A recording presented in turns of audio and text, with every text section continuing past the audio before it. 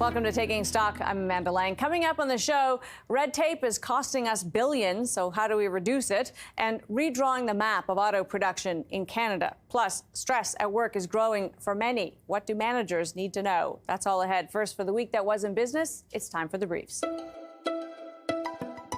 Prime Minister Carney met with U.S. President Trump in the Oval Office this week and politely reiterated that Canada is not for sale. The two then began discussions on the specifics of our trade relationship, but both were clear the talks are a starting point only. Data this week showed that Canadian exports to the U.S. dropped 6.6% in March, almost completely made up for by exports to other parts of the world.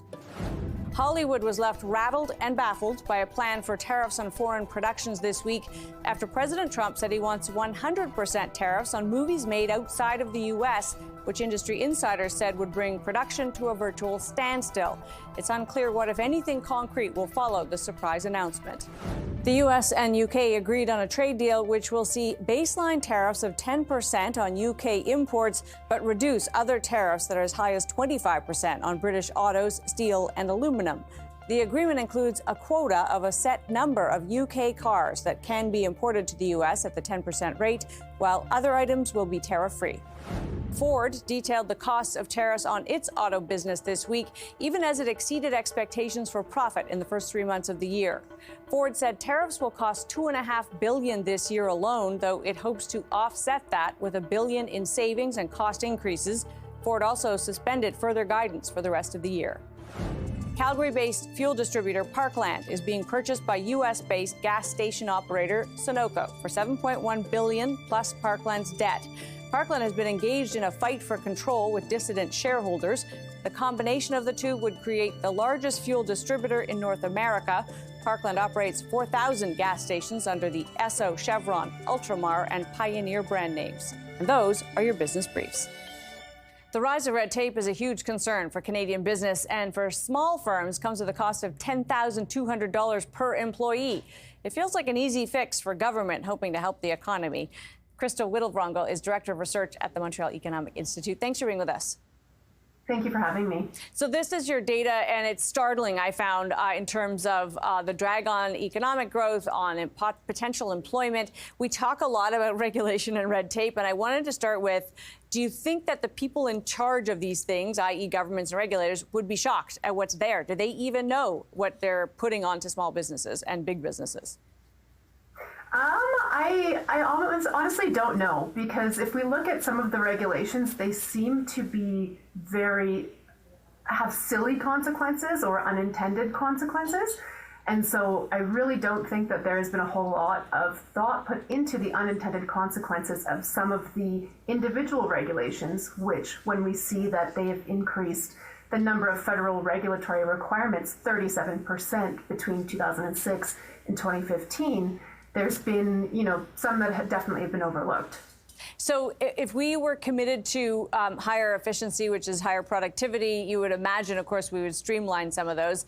Having looked at them and the growth of them, what's your thought about how easy it would be to prune some of these regulations? Is that a massive and complex job, or is it something that we could do if we had the right focus on it?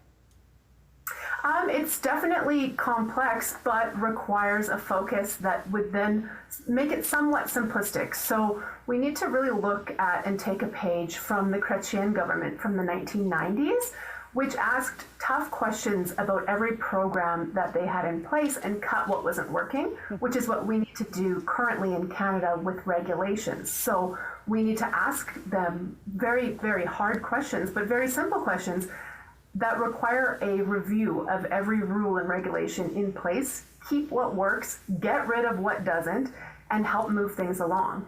So one of the things, of course, that's so amazing about the data here is that that growth came after that hard work that was done by that government, which was part of a process, a more broad process about getting kind of our fiscal balance in line and just kind of right-sizing government in general. Why do you have any thought about why it grew that way? Why did we see such a rash of regulations come on between 2006 and 2015? Well, it was between 2006 and 2021, but there's many different reasons. Some like to ponder that, it's a complex world, so we need more regulation. But a complex world doesn't necessarily mean more regulations. It just means looking at things with a more stringent lens in terms of what is actually needed. So there's definitely been many hypotheses out there, but there's not one single right answer to that, unfortunately. Do you feel as though the tone right now in Ottawa would welcome this kind of notion that, you know, this actually gives ammunition to people who might be looking to clear a path for business? I would hope so. I mean, this regulatory overload is choking entrepreneurship across the country, in addition to all of the other growth problems that you mentioned earlier. Mm-hmm. So the number of new businesses starting in Canada has cut in half since the year 2000. So we're talking a lot about GDP growth, about labor growth, productivity. We also need to look at other indicators like that, and this is one that can really be put into place to start to bring some of that into line, and a new government should definitely be taking this into advisement and into consideration. Absolutely. Thanks for being with us for this, Krystle. So helpful. Appreciate it. Thanks for having me. Krystle Wittevrongel is Director of Research at the Montreal Economic Institute. Coming up, perhaps the most pressing order of business when it comes to U.S. trade is agreeing on the future of the North American auto industry. That's next.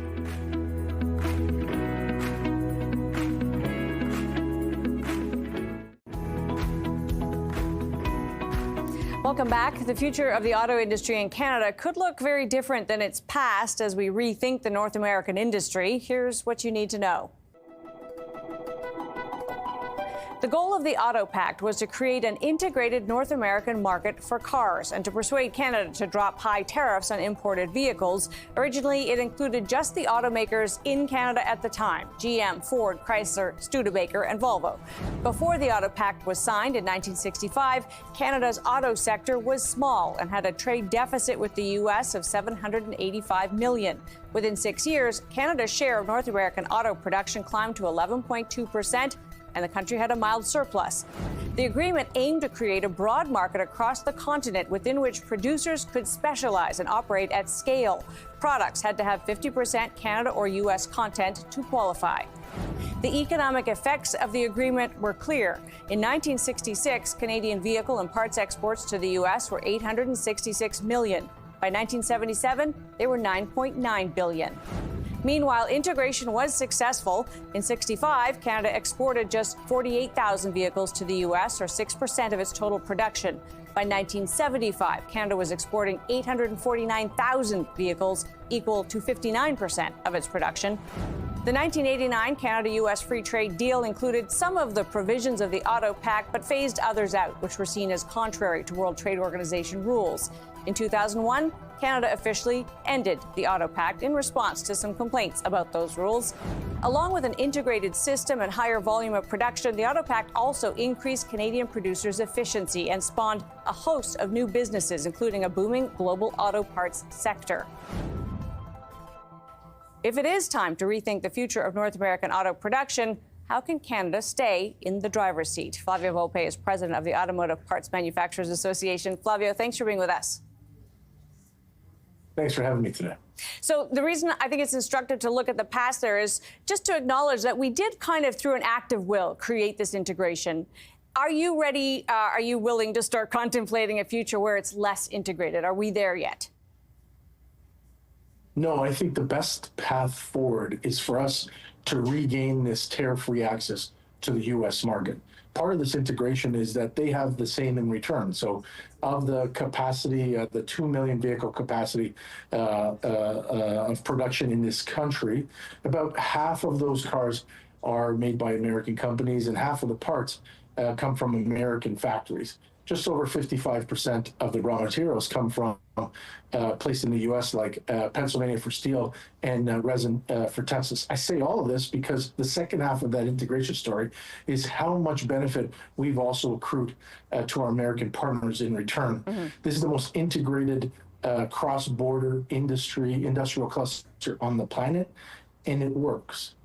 So when we begin this process, which began this week, of course, with the Prime Minister meeting the President, things seem to be a better tone. What do you hope for? Are you optimistic in the near future that we actually see a rolling back of the tariffs that are in place right now?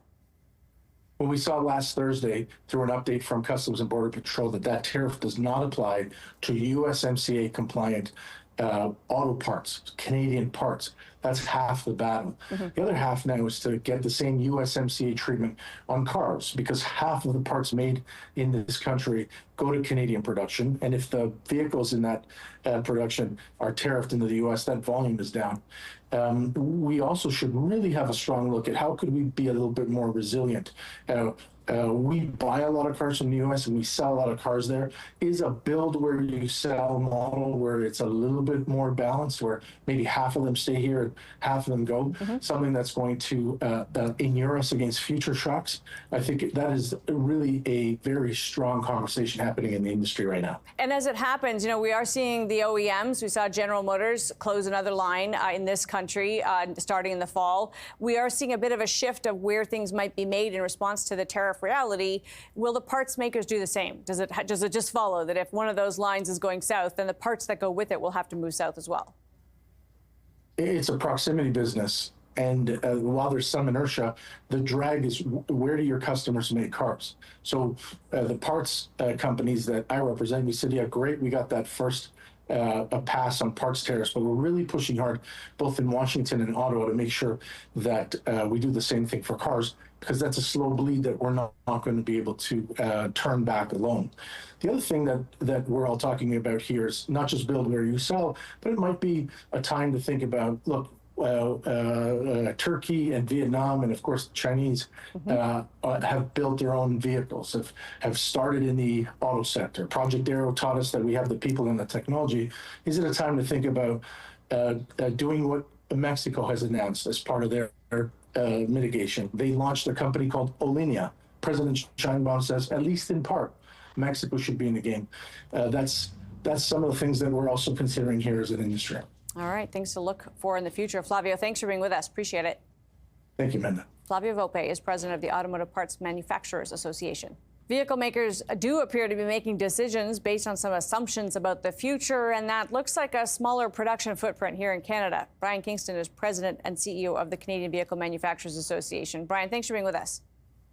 Thanks for having me. So obviously we're seeing a bit of a shift, and even more than the decision by GM on its third line in Ontario is the comments by the CEO about the U.S. investing in auto manufacturing. Is the writing on the wall when it comes to kind of where new production at least might be? No, I mean, automakers have been invested in building vehicles in Canada for 120 years, and they'll be here for the long term. That said, there are very serious trade headwinds right now that are putting massive costs on manufacturers. We've seen companies come forward over the past couple of weeks and suspend their forward earning guidance. General Motors has a $5 billion tariff exposure. Ford announced a $1.5 billion exposure. So companies have to respond to this environment where production costs are going up and the economic situation is worsening, meaning lower production levels across North America, by some estimates lower by almost 1 million vehicles this year. So in terms of the ability to shrink and expand, contract, this is something obviously that the industry does, right? We do see this over time. We haven't seen a wholesale shift of production from one country to the other. What I'm hearing, I think, from you guys in the industry is you don't expect that to happen. Will people maybe move some production south for now or even elsewhere, but they're kind of waiting until things sort themselves out and they can ramp up again in Canada? Is that the hope? Exactly. And there is just so much uncertainty out there right now because U.S. trade policy is constantly changing. There is no certainty what the environment will look like next week, let alone in 3 years. And when you think about an automaker investment in a manufacturing facility, these are multi-billion-dollar investments. They take years, and typically they'll be in market for decades once that investment has been made. So companies are waiting to see how all of this plays out and what the ultimate objective of the U.S. is here. And of course, if Canada and the Americans can reach some sort of compromise now that we have our election behind us and appears to be some momentum on bilateral discussions. There is, of course, and Flavio Volpe just alluded to this, there is a scenario in which we do make roughly the amount of cars that we buy in this country. We just don't buy the ones we make at the moment. We could, or could we? Is there some future where we just produce for the Canadian market? Does that make any sense whatsoever? Well, it's not an ideal outcome. It's effectively back to the future. That would be bringing us back to the 60s before we had the Auto Pact, where you had tariff walls in place. And to sell in Canada, you had to manufacture in Canada.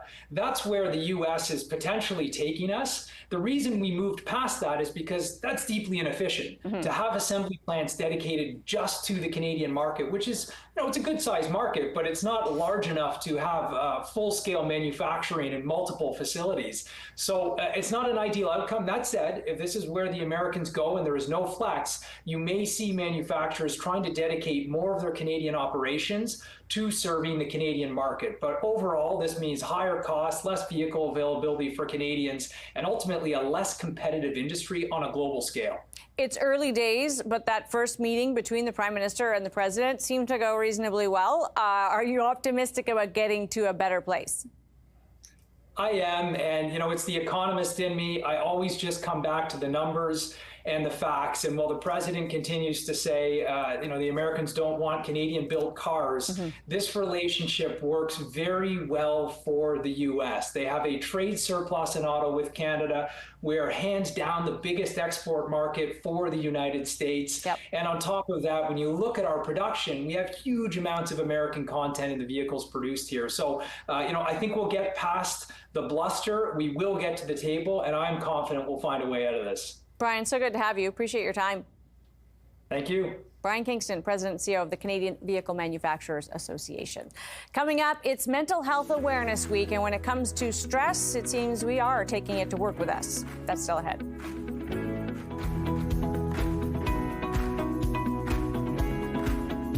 Welcome back. Stress at work is weighing on many. 47% of workers surveyed said they're burnt out with long hours, mental fatigue, and insufficient work-life balance as primary causes. So what do employers need to know? Tara Perry is Lead Talent Acquisition Coordinator at Robert Half. Tara, thanks for being with us. Thanks for having me, Amanda.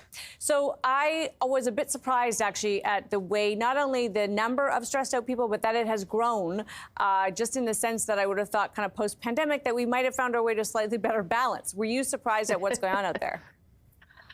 Yes and no. You're right. Post-pandemic, you would have thought we'd have found better balance, but we are in a pretty uncertain time at the moment, economically, socially, politically. Hopefully politically, we've answered some of that uncertainty now in Canada anyways. But I was surprised at the growth. 33% of people expressed feeling symptoms of burnout in 2023, and now we're up to 47%. And that's a really big increase in just a 24-month span. So I was surprised by the rate of growth in it, but I'm not so surprised that a lot of people are feeling it. And one of the reasons why we wanted to do this is it is Mental Health Awareness Week. And of course, for employers, it's really important to kind of have an awareness and a sensitivity because we're all humans and we bring whatever issues we have with us to work. What do you think when managers particularly look at this data? What should they do with it? What's the kind of take? We can't let everybody go home early every day. What can we do to help alleviate the stresses that people feel? You're right. We can't let everybody go home every day. You can't let everybody take extra mental health days or personal time off days, which is what workers are asking for. But one thing managers can do is hire. And one of the biggest reasons why people are feeling burnt out is because they're asked to be doing more with less. Through general attrition, employers aren't rehiring positions, or they're laying people off and not adding back that headcount, because one of the easiest ways to control overhead is through your payroll costs. But at what point is your effort to control payroll costs actually curtailing your productivity because your workers are burnt out? So one of the biggest things managers can do is hire and be intentional about how you hire, whether that's contract staff or permanent employees, but bringing people on board to manage workload, spread the workload out, and ask people to be a little more focused on 1, 2, 3 tasks versus taking on the jobs of 3 or 4 different people. And, to state the obvious, is what Robert Half does, right? You help people hire. You've seen different cycles over time. We may be headed, of course, into a recession. Many economists now expect that the middle part of this year, at least, will be a contraction, so technical recession. What tends to happen in hiring in that period? Is it going to get worse, I guess, is what I'm asking, before it gets better? That's a really good question. I wish I had a crystal ball, because the labor market has not behaved normally in the last 18 months compared to what economists had been thinking. And so we actually don't know exactly what's going to happen in the next 6 to 12 months. But one thing we do know is that there is pent-up demand in the market. When you look at the number of job openings across the country, the number of job openings hasn't actually declined significantly year over year, but the rate of hiring has slowed. And so many companies are putting projects on hold or waiting to see what will happen. But so there will be this pent-up demand. And we see it in professions like the legal space, accounting, finance space, and in human resources. Lawyers and human resources professionals are actually the most likely to feel burnt out. And it's because those two spaces are almost at full employment, in particular. So we do see that pent-up demand still pushing its way through the market. Interesting. Tara, so good to have you for this. Appreciate your time. Thanks for having me. Tara Perry is Lead Talent Acquisition Coordinator at Robert Half.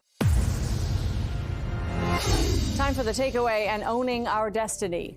Canada has a lot at stake when it comes to negotiating with the U.S. on trade. And while he gets some of the details wrong, President Trump isn't wrong to say we have more to lose than America does. But that's thanks to decades of work developing industries based on a premise that may no longer be true, namely that North American economies could be more integrated and that we would benefit mutually from economies of scale. So when the president says he wants to build autos in America for Americans, and the biggest auto CEO, Mary Barra, thanks him for that, we would be wise to stop complaining and start planning. That the benefits have been mutual is clear, but also somewhat irrelevant now. Now the relevant question is, what's next for Canada? We can still build cars. We have a market of 1.8 million buyers a year, about the same as California and a little more than Texas. And we make 1.5 million vehicles a year. But of course, the ones we buy aren't necessarily the ones we make. And most of what we do produce domestically is currently shipped into that U.S. market. Switching it up so that we produce only for this market is possible, but it may not actually be the best use of industrial capacity. Instead, Canada should take the lesson from the Auto Pact and use it to its advantage, namely that it's entirely possible to create economic value through a sheer act of will, to double down on one industry in a way that creates parameters but lets the forces of a free market shape how it develops. The Auto Pact was so successful in this way that over time many have looked for other ways to integrate industry across North America. The new mindset will be slightly different, not necessarily a pan-American approach, but a resolutely domestic one. How we get there may be hard, especially for existing industry and incumbent workers, but that we get there is a matter of national urgency. My takeaway? When the writing is on the wall, closing your eyes and hoping it changes is not a good strategy. Even better is writing our own story. That's Taking Stock for this week. I'm Amanda Lang. Thanks for being with us.